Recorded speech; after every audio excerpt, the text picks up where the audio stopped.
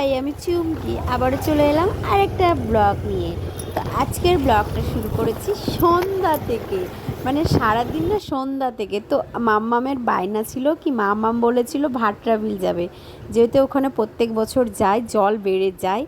তার মাম্মামের জেদের জন্য অনেক লেট করেই বেরিয়েছি, কিন্তু বেরাতেই হয়েছে।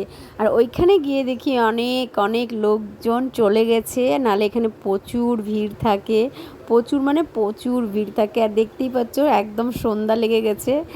আর এখানে কিছুটা দোকান আছে, আর এখানে ছোট ছোট মেয়েগুলো দেখো, বাচ্চাগুলো তাল বিক্রি করছিল। তাল, এখন তো তালের সিজন চলে আসলো, তো ভাট্রা বিলে কিন্তু তাল পাওয়া যায়।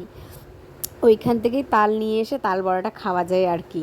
তো এখানে বড়মশাই আইসক্রিম নিতে চললো আমাদের জন্য, আর আমাকে কিন্তু এই কুলফিটা খেতে ভীষণ ভালো লাগে। মামাম কিন্তু প্রতিদিন বায়না করে না, রবিবার দেখেই মামাম বায়না করে কি জানো, আমরা নিয়ে যেতে পারি। আর আমাদের তো ছুটি রবিবারেই থাকে, তার জন্য মামামের একটু বায়নাটা পূরণ করার জন্যই নিয়ে আসলাম। আর এখানে আসার পর একটা কি জিনিস দেখলাম, মানে ওয়েদারটা বেশ ভালো ছিল, কিন্তু এখনও জল বাড়েনি। জল বাড়তে এখনও অনেক অনেক লেট আছে, যেহেতু এখানে জল প্রচুর বেড়ে যায়। আর দেখো আমি যেখানে আমি বসে আছি ওখান থেকে কতটা দূরে জল আছে, সাদাভাবে যে দেখতে পাচ্ছ ওগুলো সম্পূর্ণটাই জল। মাম্মামকে বলছি চলো, এখন সন্ধ্যা লেগে গেছে, একদম অন্ধকার হয়ে গেল। মাম্মা বলছে আমি আরেকটু বসবো, কিন্তু ওইখানে বাতাস ছিল, কিন্তু জলটা অনেক দূরে ছিল। অনেক যখন কাছে জল আসবে তোমাদেরকে আমি কিন্তু অবশ্যই ভিডিও দেব।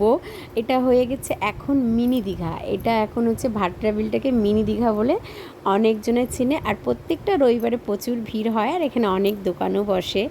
আর আমরা কিন্তু প্রত্যেক বছরই আসি, আর তোমাদেরকে আমি নেক্সট মানে দীঘার ভিডিওটা আরও ভালো করে দিব। তো চলো, টাটা, বাই।